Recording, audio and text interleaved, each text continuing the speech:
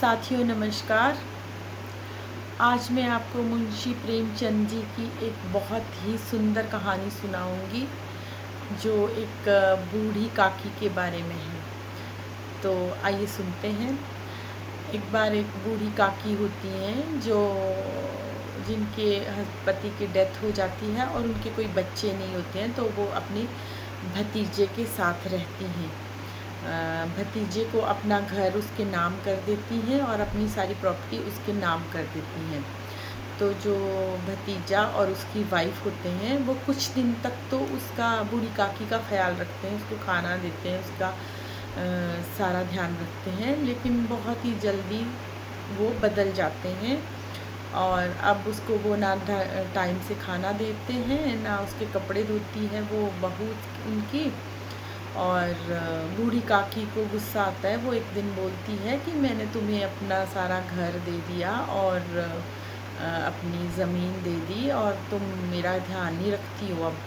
तो जो बहू होती है वो उनको ये जवाब देती है कि तुम बहुत खाती हो, तुम्हारा पेट कभी भरता नहीं है और जितनी तो तुमने हमें प्रॉपर्टी दी है या घर दिया है उससे ज़्यादा का हम तुम्हें खिला चुके हैं। तो और वो उसका कभी ध्यान नहीं रखती और बूढ़ी काकी हमेशा भूखी भूखी सी रहती हैं। उनको बहुत भूख लगती है लेकिन उनको खाना नहीं मिलता। कभी सूखी रोटी दे जाती है वो उनकी बहू, लेकिन टाइम से और अच्छा खाना नहीं देती। तो जो बहू की का बेटा होता है वो कभी कभी अपनी बूढ़ी काकी को खाना दे के जाता है अपनी माँ से छुपा के, लेकिन जब उसकी माँ देख लेती है तो वो उसको टोक देती है और वो खाना देने नहीं देती। तो फिर वो पोता भी उनका डरता रहता है उनसे और हमेशा खाना नहीं दे पाता टाइम से। तो एक ऐसे ही टाइम बीतता रहता है और वो जो बेटा होता है वो बड़ा हो जाता है शादी के लायक।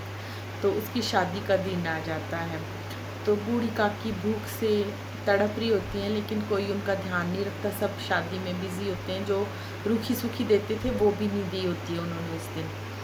तो बूढ़ी काकी वहाँ हलवाई जो होते हैं वो लड्डू वगैरह बना रहे होते हैं। तो बूढ़ी काकी को उसकी खुशबू लेने का मन करता है तो वो अपनी कोठरी से निकलती हैं और हलवाई के पास जाके बैठ जाती हैं और खुशबू लेने लग जाती हैं। तो बहू देख लेती है और बहू बाजू से पकड़ के उनको कोठरी में उनकी छोड़ आती है और बोलती है कि तुम यहाँ मत बैठो, लोग देखेंगे तो क्या सोचेंगे। तो वो बोलती है बूढ़ी काकी कि बहू मुझे बैठने दो, मुझे अच्छी लग रही है इनकी खुशबू, मैं खाऊंगी नहीं, मैं कुछ भी नहीं लूँगी यहाँ से। तो वो एक बड़ा मार्मिक सा बड़ा इमोशनल सा दृश्य होता है उस कहानी का कि वो उसको बैठने तक नहीं देती वहाँ और उनको भूख लगी होती है बूढ़ी काकी को। तो थोड़े ही समय में शायद रात होती है और उन किसी को याद नहीं रहती कि बूढ़ी काकी को खाना देना है। सब लोग अपना खाना खाते हैं और सो जाते हैं, शादी भी ख़त्म हो जाती है। तो किसी को याद नहीं रहता कि बूढ़ी काकी को खाना देना है। बूढ़ी काकी खाने के लिए तड़प रही होती हैं। तो वो उठती हैं, उनको नींद नहीं आती तो वो उठती हैं और वो दरवाज़ा खटखटाती हैं बहू के कमरे का, किचन का भी।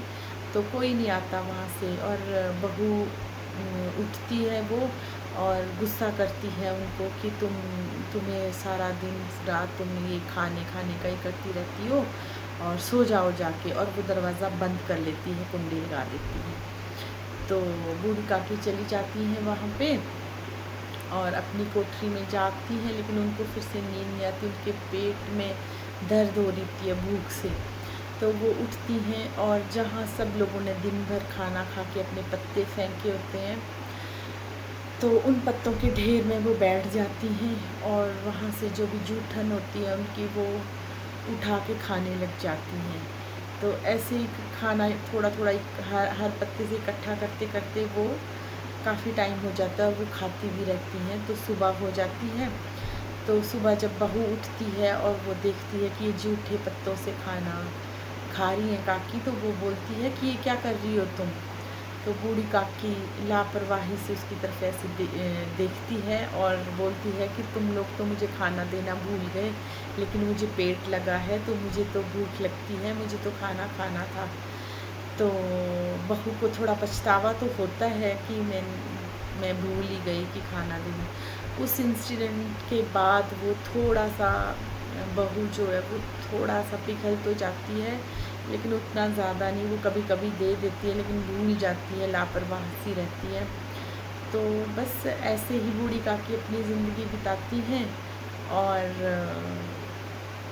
कभी कभी खाना मिल जाता है, कभी नहीं मिलता तो भूख से तड़पती हैं और बस एक दिन वो उनकी डेथ हो जाती है।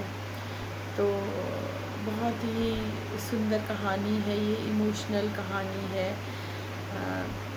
इस कहानी को जब हम पढ़ते हैं तो हमें बहुत ही दुख होता है कि ये क्यों ऐसा करते हैं लोग, कि बूढ़ों में भी तो जान होती है, हम लोग भी तो एक दिन बूढ़े होंगे, हमारी भी यही सिचुएशन आ जाएगी, तो क्या हमारे बच्चे हमारे साथ ऐसा करेंगे तो हम क्या सहन कर पाएंगे।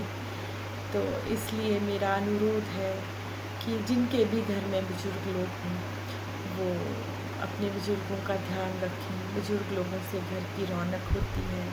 बुज़ुर्ग लोग आपसे कुछ नहीं मांगते, बस थोड़ी सी केयर, थोड़ा सा उनसे बात कर लो बैठ के। तो धन्यवाद, शुभ रात्रि।